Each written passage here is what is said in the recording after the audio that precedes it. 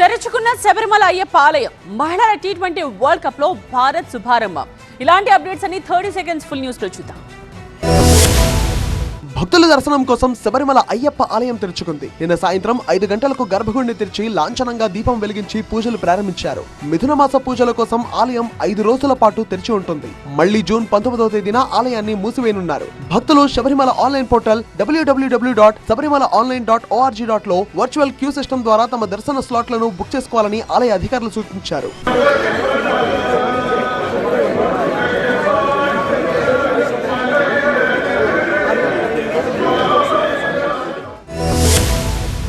మహిళల T20 world cup ను team India అద్భుత విజయంతో ఆరంభించింది. అటు బ్యాట్ ఇటు బంతితో అదరగొట్టిన టీమిండియా పాకిస్తాన్ తో జరిగిన మ్యాచ్ లో 64 పరుగుల తేడాతో ఘన విజయం సాధించింది. తొలుత బ్యాటింగ్ చేస్తున్న భారత్ 20 ఓవర్లలో 6 వికెట్ల నష్టానికి 170 పరుగులు చేసింది. స్మృతి మందన 68, కెప్టెన్ హర్మన్ ప్రీత్ కౌర్ 36 పరుగులు చేశారు. 171 పరుగుల లక్ష్యంతో బరిలోకి దిగిన పాకిస్తాన్ 106 పరుగులకే కుప్పకూలింది. దీప్తి శర్మ 5, శ్రీచరణి 3, షెఫాలి వర్మ 1 వికెట్ పడగొట్టారు. 5 వికెట్లు తీసిన దీప్తి శర్మకు ప్లేయర్ ఆఫ్ ది అవార్డు దక్కింది. ఈ నెల 17వ తేదీన టీమిండియా నెదర్లాండ్స్ తో తలపడుతుంది.